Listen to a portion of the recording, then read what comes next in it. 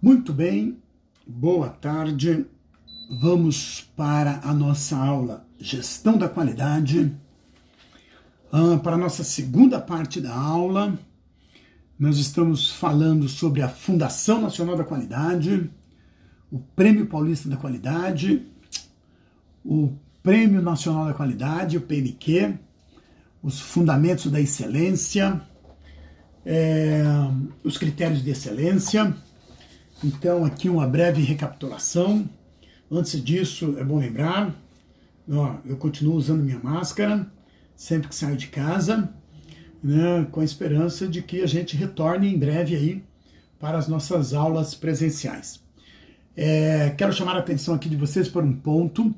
Poucos alunos estão acessando a nossa live e é importante no dia da aula, às 20 horas, para dar tempo para todo mundo, você entrar lá, eu passo o link para você marcar, registrar a sua presença. Muitas pessoas estão ficando com falta porque não estão comparecendo na live, ok? Então, no dia da aula, 20 horas, no nosso caso, segunda-feira, tem que comparecer lá na live para dar um oi, ok? Muito bem. Fazer uma capitulação rápida. Nós já sabemos que a Fundação Nacional da Qualidade é a principal instituição quando se fala de qualidade do Brasil, que foi criada em 1991 por um grupo de empresários, representantes da iniciativa privada, da iniciativa pública, que a fundação administra o PNQ, o Prêmio Nacional da Qualidade, que as empresas que ganham o PNQ, elas também ganham o título de empresa de classe mundial, né? Então isso tem uma importância no mercado, as empresas valorizam, a fundação trabalha com um grupo de examinadores, né? Na fundação o auditor tem o título de examinador. Eu já atuei como examinador da fundação por uns 15 anos, hoje eu dei um tempo, pode ser que volte o ano que vem, no outro ano, mas ganhei uma experiência profissional, qualidade de vida que foi muito útil para mim e eu sempre falo para as pessoas, principalmente para quem está ingressando agora no mercado de trabalho. Você tem essa condição, você tem essa capacidade de ser examinador, de ser auditor da Fundação Nacional da Qualidade, né? E você aprende muito, muito, muito. Você cresce muito como pessoa e como profissional. Acesse o site da Fundação, www.fnq.org.br, né? Conheça em detalhes, obtenha em detalhes informações de como fazer. E se você tiver essa possibilidade, eu estou aqui também disponível para passar algumas informações. A Fundação, ela criou o MEG, o Modelo de Excelência da Gestão, que pode ser adotado pelas mais variadas empresas como uma forma, né, para buscar a excelência da sua gestão. Com base em pesquisas, a Fundação estabeleceu aí, né, 13 fundamentos da excelência. E na aula anterior, nós falamos sobre o pensamento sistêmico, falamos sobre atuação em rede, aprendizado organizacional e inovação. Então, hoje, eu vou abordar aqui o 5º fundamento da excelência, intitulado agilidade, né, que consiste em ter flexibilidade, ter rapidez para se adaptar às novas demandas das partes interessadas e mudanças que acontecem no ambiente, né, numa velocidade nunca vista. Então, as empresas e as pessoas que atuaram com base nesse fundamento, agilidade, nesse momento agora de coronavírus, são pessoas que se destacaram. São pessoas que buscaram uma nova acomodação, uma nova atividade.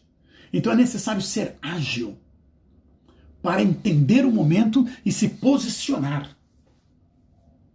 Claro que isso implica em experiências anteriores que podem te ajudar nesse momento. Mas no mercado de hoje, no mundo de hoje, com a crise que estamos vivendo, agilidade é uma característica que deve estar presente em todas as pessoas, em todas as organizações.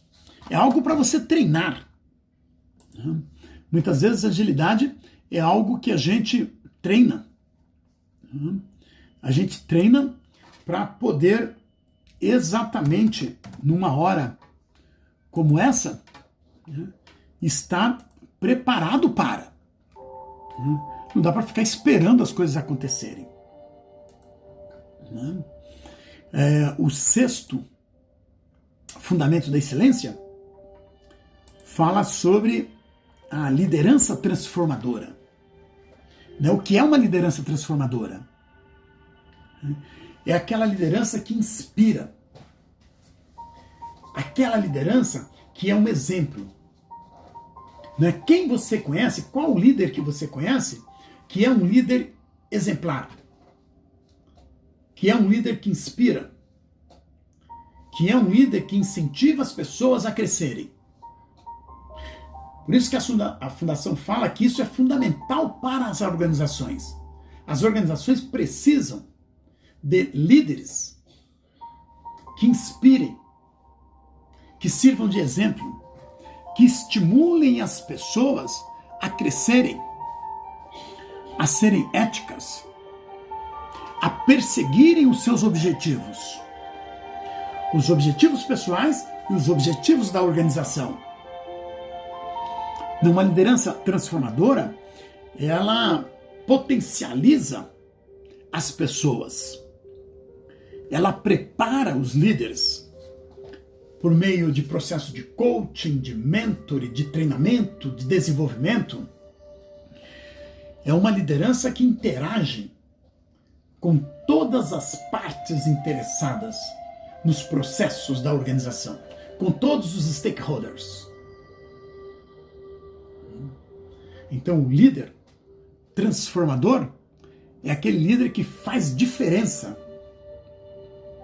para as... É o líder que a organização procura. Seja você esse líder, exerça essa liderança transformadora. Outro fundamento da excelência, ele é o olhar para o futuro,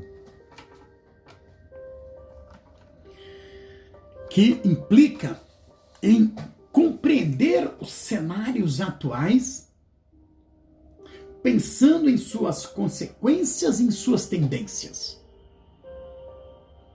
Isso é muito atual no momento de hoje. Qual é a tendência do mercado? Qual o cenário que se apresentou diante dessa pandemia? Quais foram as portas que se fecharam? Quais foram as portas que se abriram?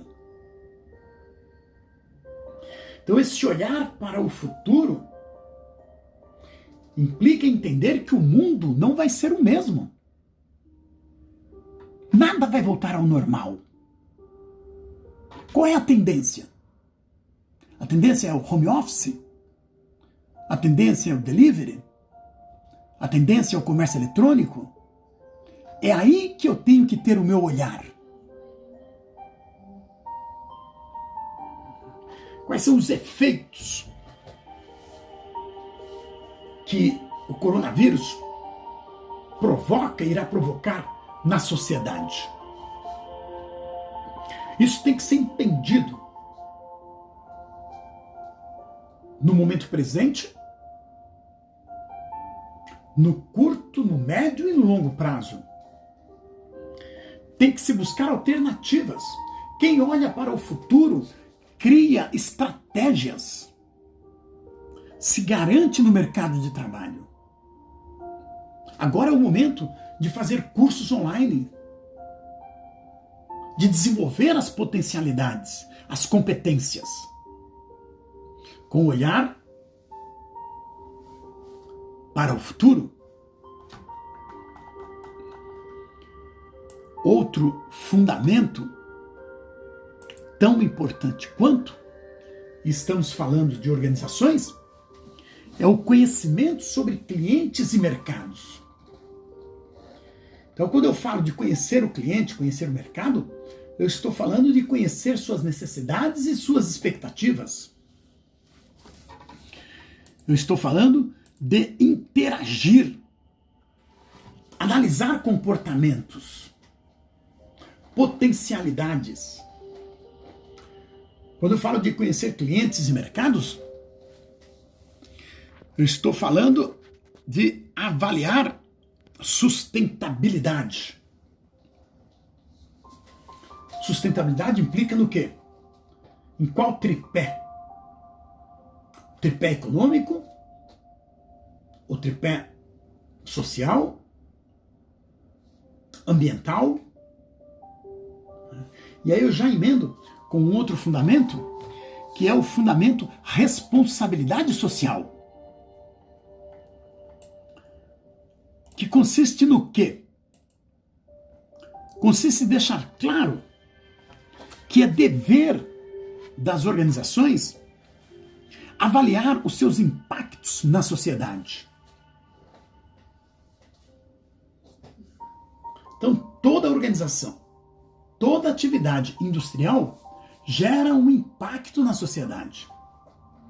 Atividade de serviços também gera um impacto na sociedade, que pode ser o aumento do consumo de energia, que pode ser o desgaste do lixo, o descarte do lixo, que pode ser a relação social com o entorno. Daí a necessidade de se entender o meio ambiente, de se entender a sociedade, para que se possa ter um comportamento ético, transparente, que efetivamente contribua com o desenvolvimento sustentável. Por enquanto, nós estamos falando dos fundamentos da excelência, que é resultado de uma pesquisa, que é algo que existe nas grandes corporações e que pode servir de exemplo para a corporação, a empresa que você trabalha. A fundação, aqui no fundamento, um outro fundamento, né, valorização das pessoas e da cultura. Então a fundação diz que é importante que as empresas, as lideranças, as pessoas também, criem condições favoráveis e seguras para as pessoas se desenvolverem, com foco no desempenho, na diversidade, no respeito à diversidade, no respeito às diferenças, no respeito às crenças das pessoas, aos costumes, aos comportamentos, porque as pessoas devem ser respeitadas por serem indivíduos que têm um comportamento, que têm uma crença, que têm um valor, que têm um desempenho. Então, valorizar as pessoas e a cultura das pessoas é conhecer, respeitar, independente da opção sexual que a pessoa fez, independente da religião que a pessoa tem. E as pessoas se sentem valorizadas quando elas se sentem respeitadas nas suas escolhas, se sentem mais felizes, são mais produtivas. Nós estamos falando de empresa.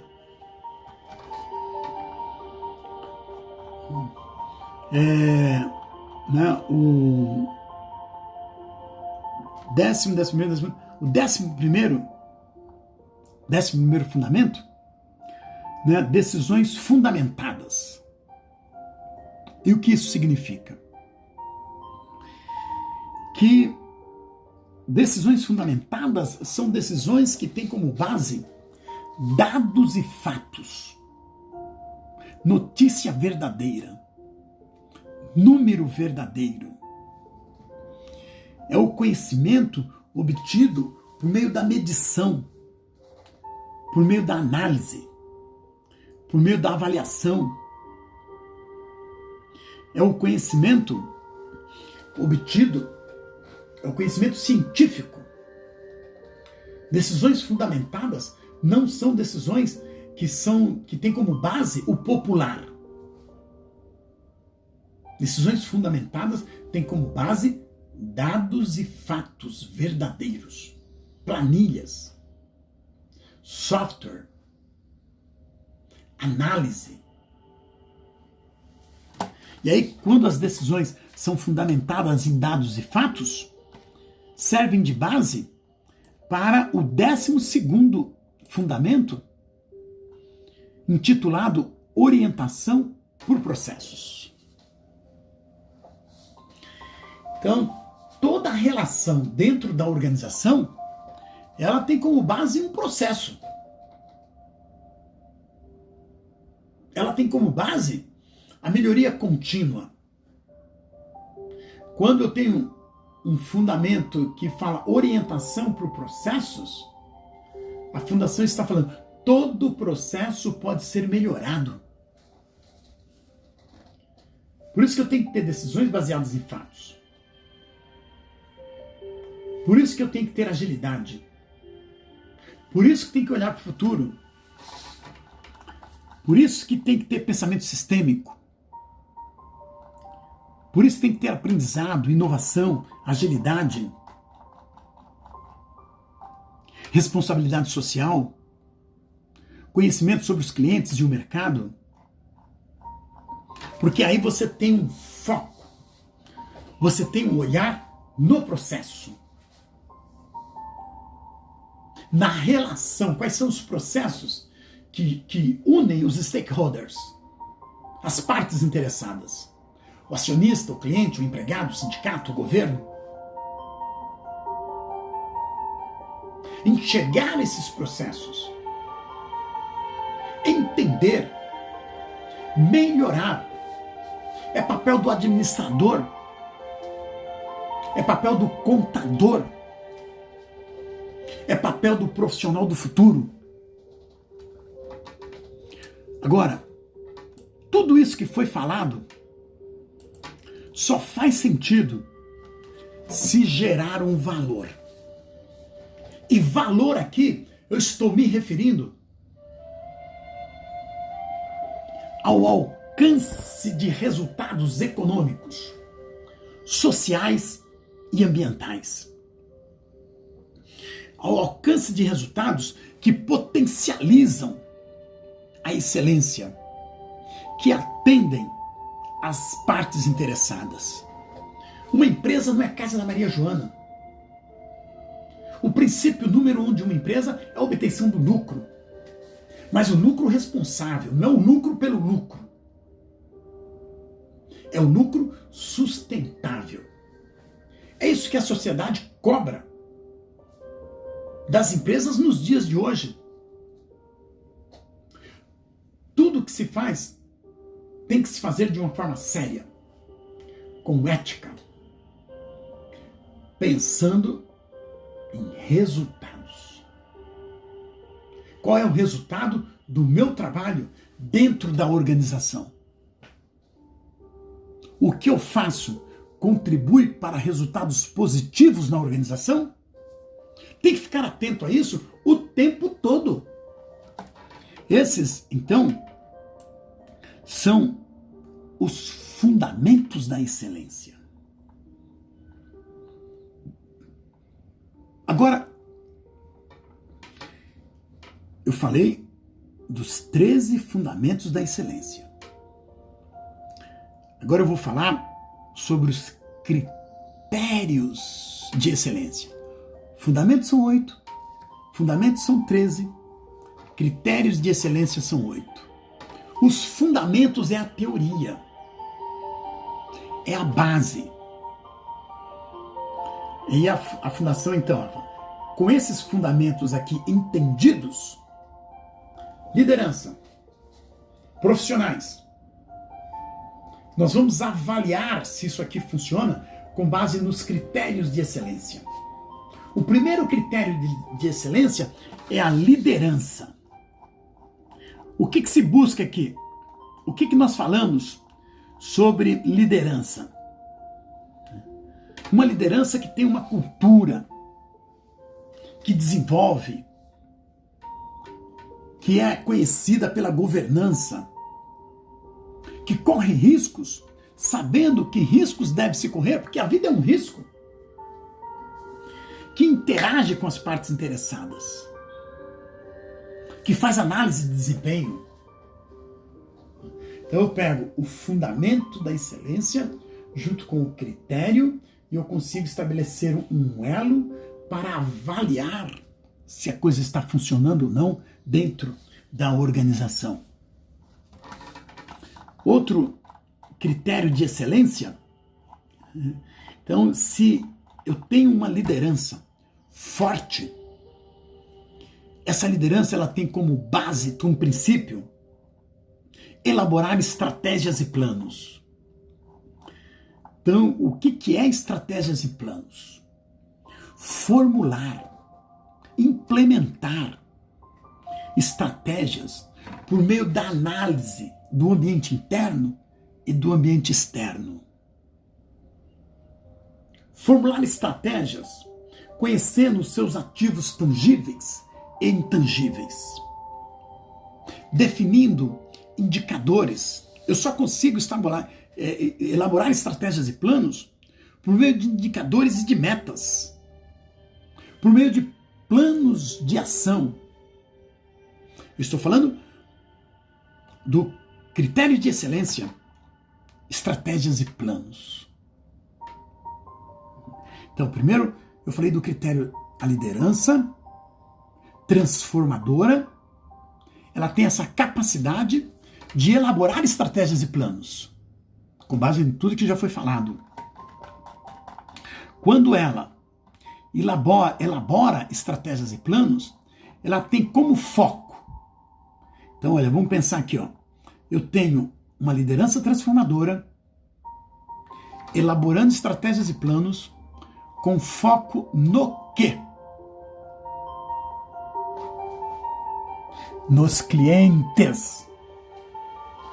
Daí a necessidade de avaliar, de entender expectativas e necessidades dos clientes atuais, dos clientes potenciais. Daí a necessidade de se cativar cliente, de se descobrir novos clientes, preservar o que se tem, porque afinal de contas, quem é que paga? Quem compra? Não é o cliente? Hoje o cliente é o Deus. Está aqui em primeiro lugar. Então vamos entender isso aqui que é importante.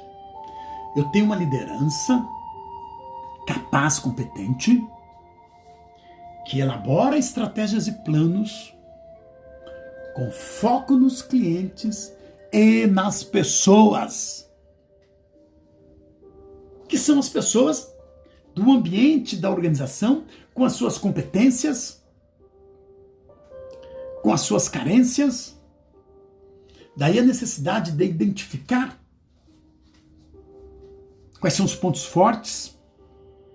Daí a necessidade de se fazer avaliação de desempenho, de remunerar bem, justo, de se reconhecer as pessoas, de preparar as pessoas, identificar líderes, propiciar qualidade de vida para as pessoas.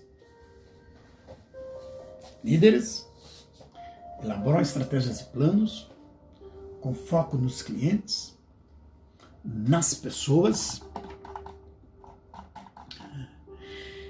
E para fazer tudo isso, precisa do quê? De informações. Precisa de conhecimento. De quem? Dos clientes, das pessoas, da sociedade. Qual é o papel da sociedade aqui? Uma liderança que monta estratégias com base em informações das pessoas e dos clientes, com um olhar na sociedade, porque tudo isso compõe a sociedade. E o que eu quero identificar na sociedade é a responsabilidade socioambiental. É desenvolver socialmente a sociedade. Entender toda a legislação que envolve a sociedade, a empresa, as pessoas, os clientes. Tratar todos os impactos que são provocados pela empresa. Melhorar processos com foco na sociedade. Prevenir acidentes com foco na sociedade. Então aí, agora eu já vou chegar no 7º critério de excelência, que é muito conhecido da gente, né? Foco no processo. Na interação, quais são os processos que interagem? Quais são os processos projetados para atender as partes interessadas? Quais são os processos que efetivamente provocam transformações verdadeiras e que agregam valor? Então, quando eu pego os fundamentos da excelência, os critérios de excelência, e coloco isso em prática, no meio do modelo de excelência da gestão, eu estou falando de práticas, de processos que envolvem toda a empresa, que tem foco na geração de valor, de lucro, porque empresa não é casa de Maria Joana, não é? Agora, tudo isso só faz sentido se você for um profissional ético. Se você for um profissional administrador, contador, formado em administração e ciências contábeis, que saiba que o principal responsável pelo seu desenvolvimento é você mesmo. Muita gente coloca a responsabilidade do seu desenvolvimento na organização, no Papa, no Bispo, no governo. Não. Eu entendo tudo isso, consciente que o principal responsável pelo meu desenvolvimento sou eu. E vou trabalhar para que isso aconteça. Qualidade é uma discussão muito presente nas organizações, hoje, ontem, e vai ser durante muito tempo. Qualidade passa pelas pessoas, por melhores profissionais. E essa é uma necessidade do mercado. Interessante. Então, não raro, o mercado oferece uma série de oportunidades e de empregos e não encontra pessoas qualificadas, capacitadas, preparadas para assumir as posições que, mesmo diante de crise, surgem novas oportunidades.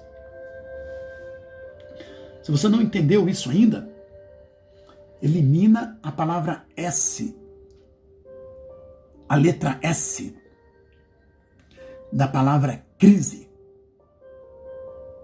E o que é que você lê?